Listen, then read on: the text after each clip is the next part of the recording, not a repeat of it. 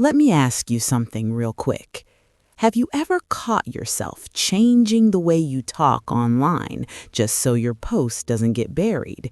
Like you don't say kill, you say unalive. You don't say sex, you say segs. You avoid certain words, tweak your sentences, play it safe, even when you know exactly what you want to say. Now, here's the weird part. Nobody officially told you to do that. There's no rule book, no warning email, no pop-up saying don't say this. But somehow, you already know. You just feel it. And that's exactly what this book, Algospeak, is about. It's not really about slang. It's not even about language. It's about something way bigger.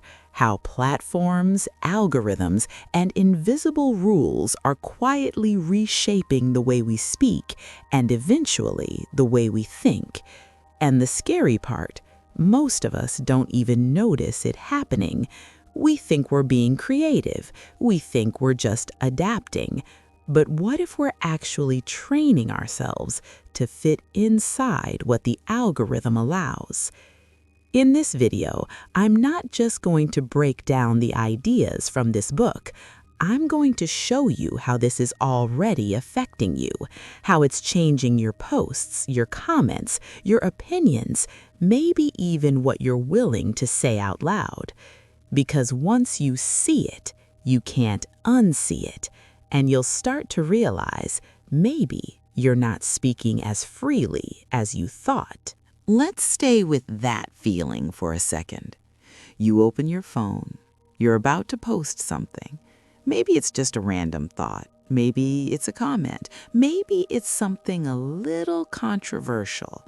And then, without even realizing it, you pause.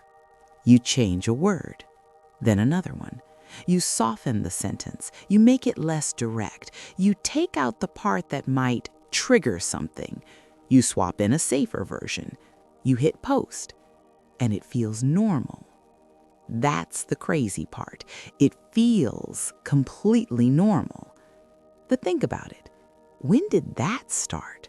When did you begin editing yourself before anyone else even had the chance to? Nobody sat you down and trained you. No one gave you a manual, but somehow you learned the rules. Not the written rules, the invisible ones. You learned what kind of words get pushed down.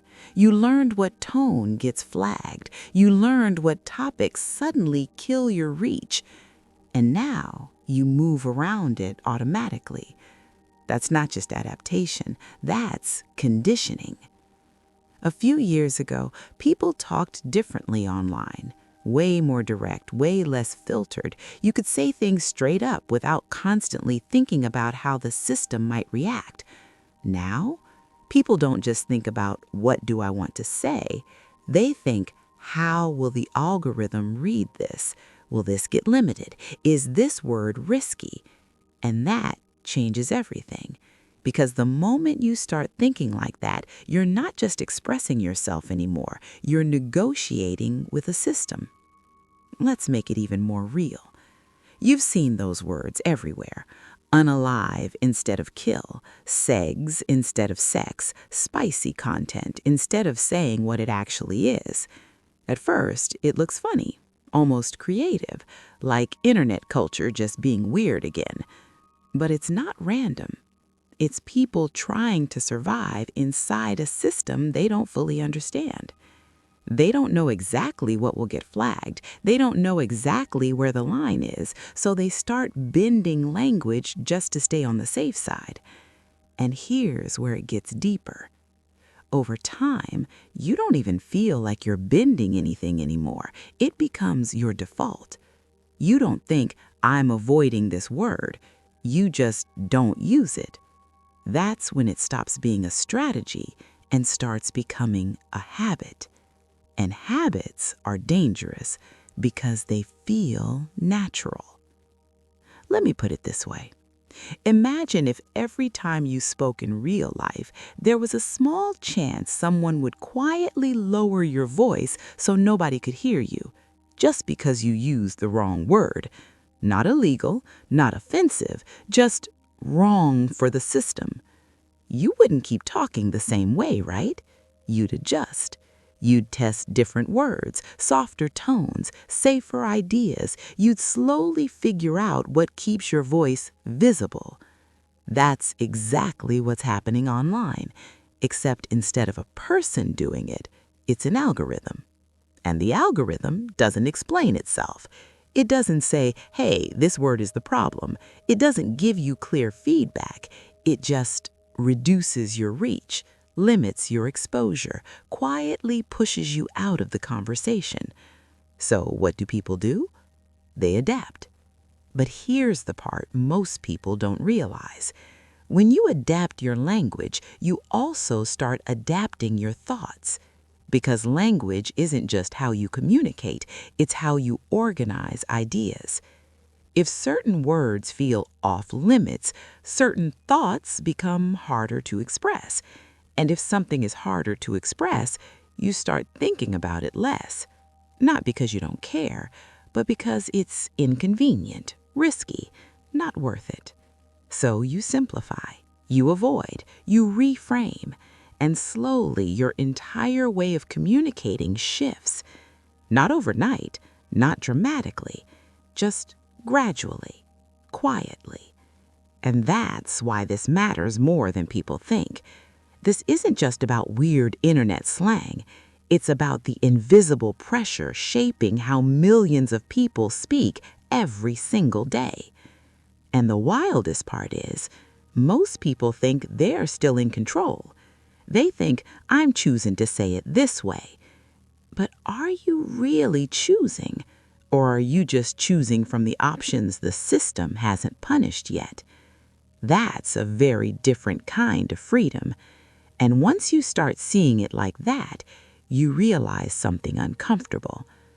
Maybe you're not just using the platform. Maybe the platform is slowly teaching you to behave, what to say, how to say it, and what not to say at all.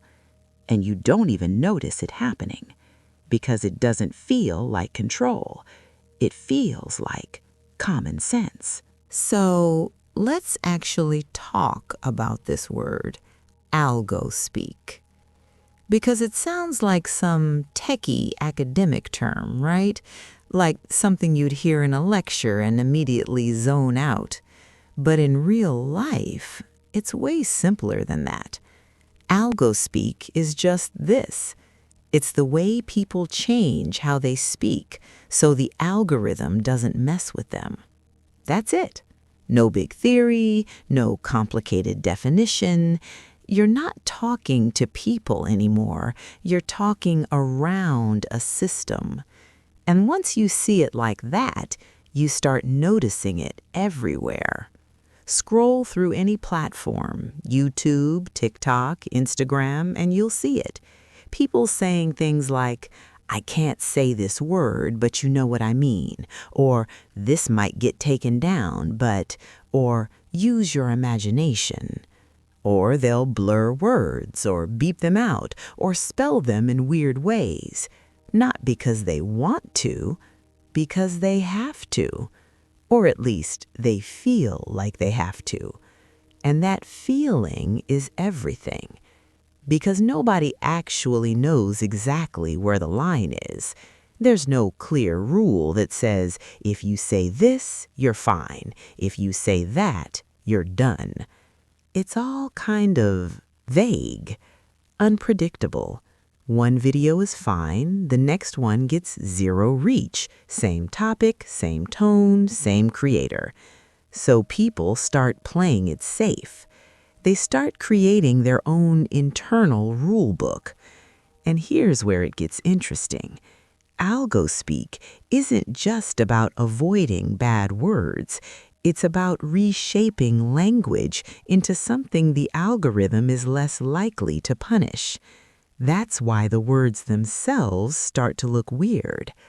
Unalive, segs, grape instead of something much darker, PDF file instead of calling something out directly.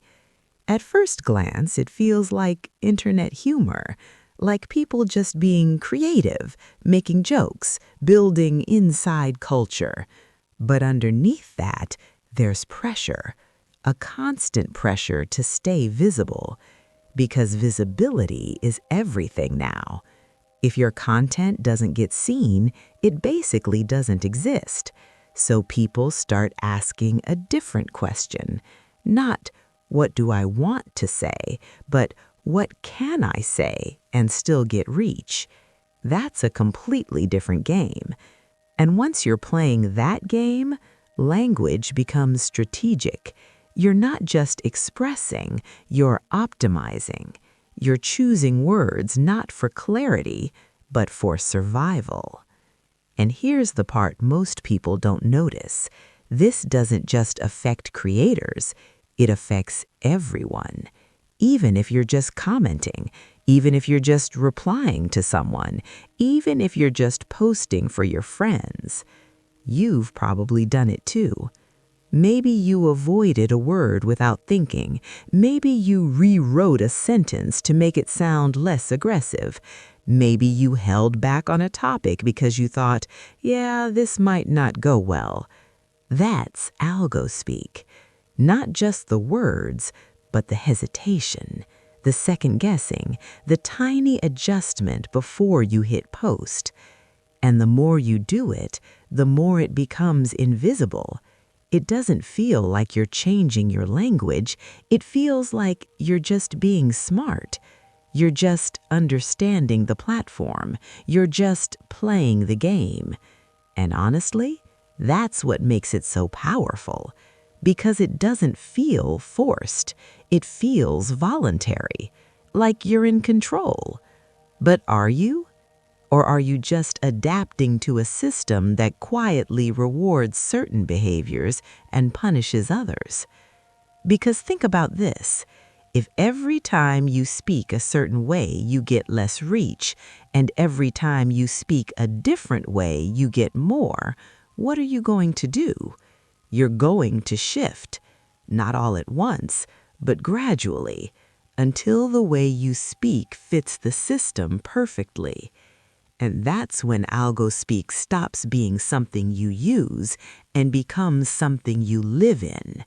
It becomes the default environment of communication, where every word is slightly adjusted, every sentence slightly filtered, every idea slightly reshaped, not because someone forced you, but because the system made every other option less rewarding.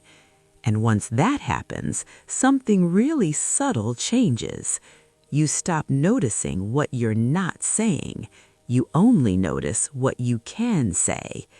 And that's a big shift, because the moment your language is shaped by invisible limits, your reality starts shrinking to fit inside them. That's Algospeak. Not just new words, but a new way of thinking about communication itself. So now the real question is, why is this happening in the first place? Why did the internet go from say whatever you want to this careful, coded way of speaking? And the answer is not what most people think. It's not just about control. It's not just about censorship. It's about scale. See, platforms today aren't dealing with thousands of posts. They're dealing with millions, every single minute. There's no way humans can review all of that. So what do? They hand it over to machines.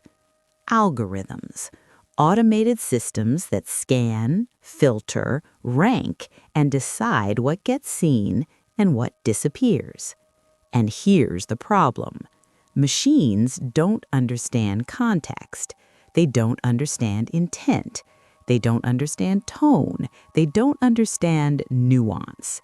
They just see patterns, keywords, signals, probabilities. To a machine, the word kill in a news report and the word kill in a threat can look dangerously similar. So what's the safest move for a platform? Block both, or at least limit both. Because from their perspective, the biggest risk isn't being unfair. The biggest risk is letting something harmful slip through. So they design systems that are aggressive, oversensitive. Better to block too much than not enough. And that's where everything starts to shift. Because once the system is built like that, users have only two options: say things normally and risk getting buried, or adjust their language and stay visible. Most people don't even think about it. They just feel the result. One post does well, another one doesn't. No explanation, no clear reason, just different outcomes. So what do? They experiment. They test different words, different tones, different ways of saying the same thing. And slowly, they reverse engineer the system. Not perfectly, but enough to survive. And that's how Algospeak evolves. Not from a rule book, but from millions of people guessing what works and copying each other. It spreads the same way slang spreads, except this time it's not about identity, it's about visibility. Now, here's where it gets even more real. The platforms don't actually need to tell you what to say. They don't need to give you instructions, they just need to control the rewards. Because humans are extremely good at adapting to reward systems. If something gets attention, you do more of it. If something gets ignored, you stop doing it. Simple. So instead of saying, "Don't use these words," the platform just makes those words perform worse. And suddenly, nobody wants to use them anymore. Not because they're banned, but because they're ineffective. That's a much more powerful kind of control, because it feels invisible. It feels like you're making your own choices, but those choices are being shaped quietly by what the system rewards. Let me put it in a way that's hard to ignore. Imagine two versions of you. In one version, you say exactly what you think, direct, clear, no filters. But nobody sees it. Low views, no reach, no engagement. In the other version, you tweak your words, you soften things, you use safer language, you follow the patterns that seem to work. And suddenly, more views, more likes, more comments. Which version are you going to become over time? You already know the answer. And that's why this won't stop. Because it's not enforced through rules, it's enforced through incentives. And incentives are way stronger than rules. Rules make people resist. Incentives make people adapt. And adaptation is exactly what we're seeing. People aren't being forced into Algospeak, they're evolving into it, naturally, quietly, at scale. And once millions of people start adapting in the same direction, it becomes culture. It becomes normal. It becomes the way people just talk online, even if nobody ever planned it that way, even if nobody fully understands it. And that's the scary part, because when something becomes normal, you stop questioning it. You stop asking, "Why am I speaking like this?" You just keep doing it. And the system keeps shaping you without ever having to say a word. Up to this point, it still kind of sounds manageable, right? Like, okay, so people change a few words, they swap out risky terms, they play it safe. No big deal. But here's where it stops being small, because this isn't just about words anymore. It's about what happens before the words even come out. It's about what happens in your head. Think about this. When you're about to say something online now, you don't just think, "Is this true? Is this what I believe?" You also think, Is this safe to say? Is this going to get flagged? Is this worth the risk? And that changes the entire process because now you're not just expressing a thought, you're filtering it. You're running it through a system before anyone else even sees it. That's self-censorship. And the wild part, most people don't even notice they're doing it. It feels normal. It feels responsible. It feels like you're just being smart. But step back for a second. If you consistently avoid certain topics, if you consistently soften certain opinions, if you consistently rephrase things to make them safe, what happens over time? Those original thoughts start showing up less, not because they disappeared, but because you stopped giving them space. And when something stops being expressed, it slowly stops being formed. That's the shift nobody talks about. Language doesn't just communicate thoughts, it shapes them. If you don't have the words for something, or if using those words feels risky, your brain starts taking shortcuts. It simplifies. It avoids complexity. It stays in the safe zone. And the safe zone is usually boring, neutral, agreeable, non-controversial, which is exactly what the system prefers. So over time, you don't just change how you speak, you change what you're willing to think about out loud.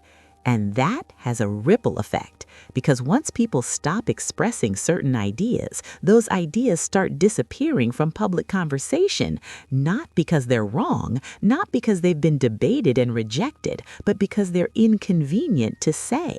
That's a very different kind of silence. It's not forced, it's chosen, but it's still silence. Let's make it even more real. Have you ever typed something, looked at it, and then deleted it? Not because it was wrong, but because you thought, yeah, this might not go well. That moment right there, that's the system working, not by blocking you, but by getting you to block yourself. And once that becomes a habit, you don't even get to the point of typing it anymore. The thought shows up and immediately gets filtered. You redirect it, you reshape it, or you drop it completely. That's when the control becomes internal, and internal control is always stronger than external control because no one needs to enforce it. You do it to yourself.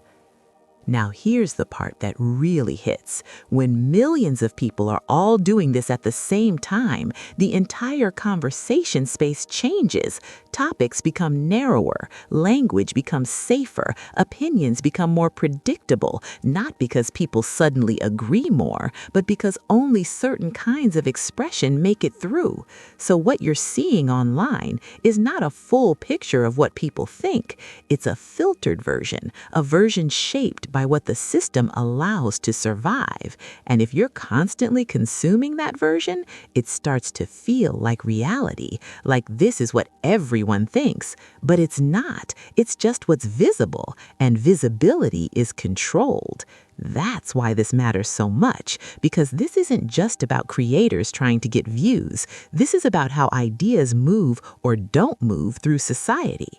If certain ideas are harder to express, they spread slower. If they spread slower, they lose influence, and eventually they feel like they don't exist at all. Not because they're gone, but because they're invisible. And that's the real shift happening here, from controlling speech to shaping thought to quietly influencing what becomes real in the first place. And all of it starts with something that seems harmless, changing a few words. Up to now, you might still be thinking, okay, yeah, this is a bit messed up, but it's just how platforms work. Like it's just a side effect, just an unfortunate trade-off. But here's the uncomfortable truth most people don't want to face.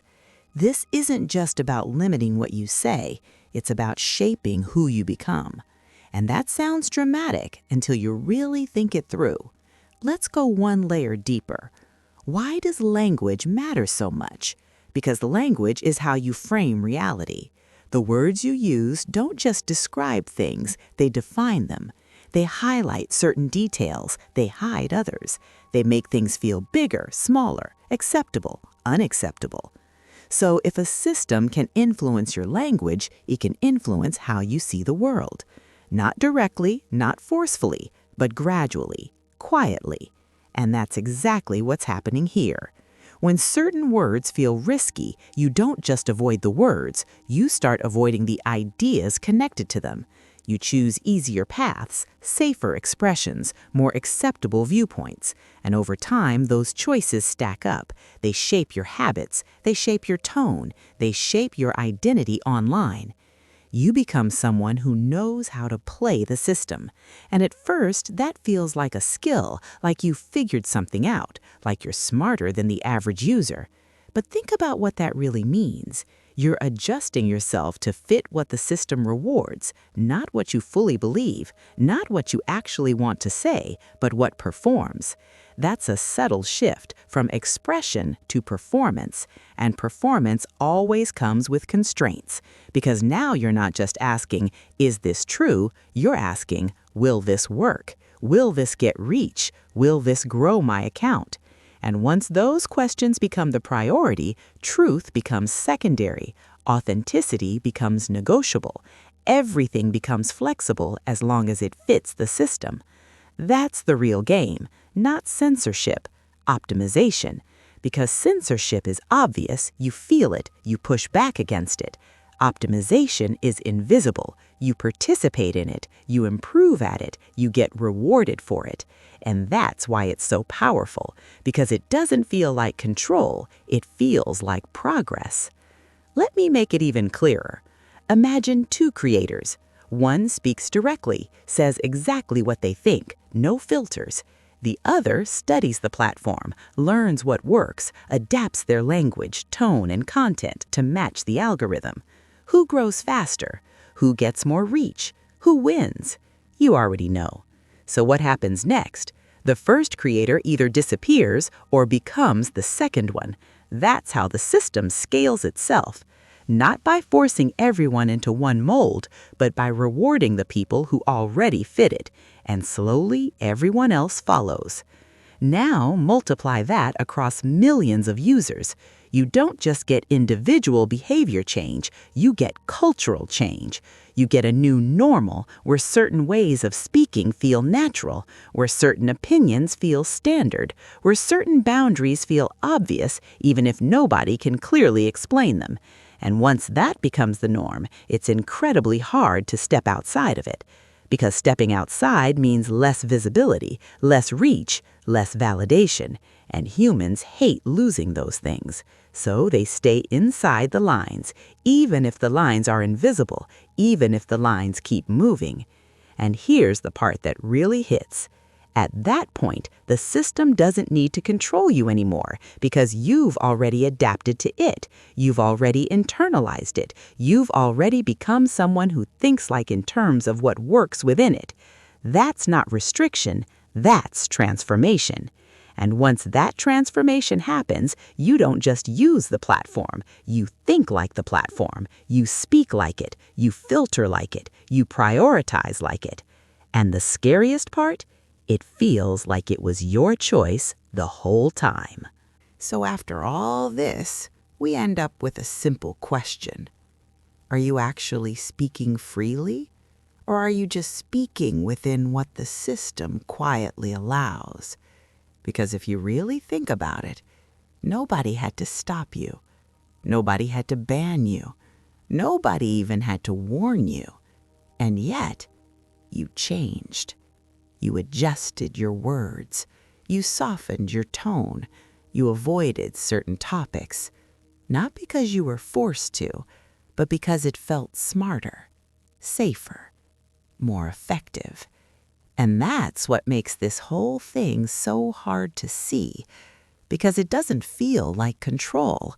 It feels like you're just figuring things out. You're learning how the platform works. You're optimizing. You're growing. But at the same time, something else is happening in the background. You're narrowing your range. You're staying inside invisible boundaries. You're becoming predictable in a way the system understands and rewards.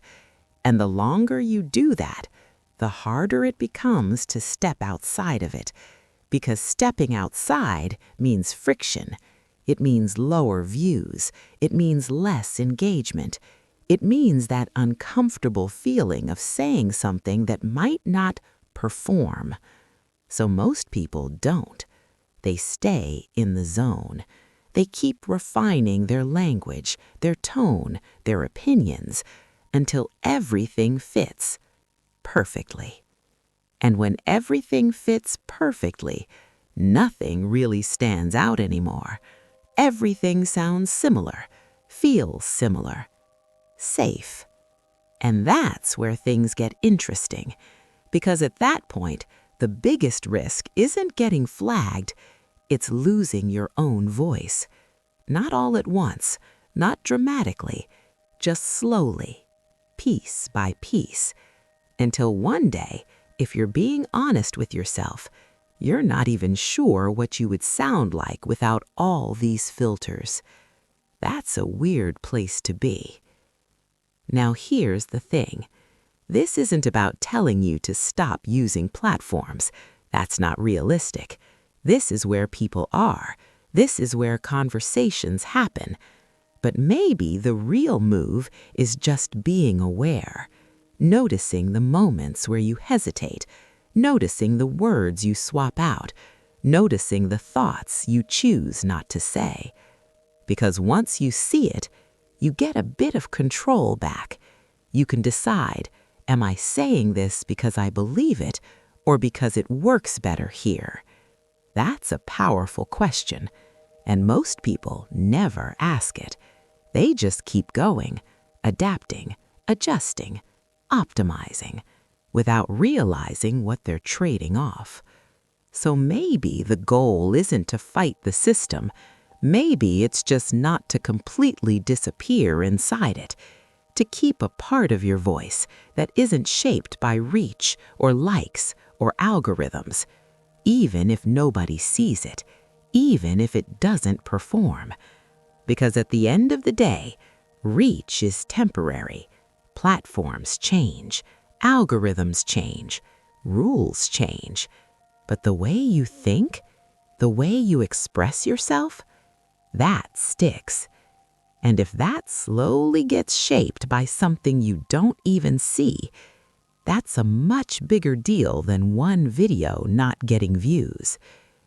So next time you're about to post something, just pause for a second, not to make it safer, but to ask yourself, is this really what I want to say? Or is this just what the algorithm wants to hear?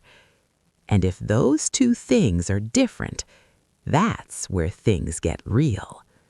That's where you find out how much control you actually have.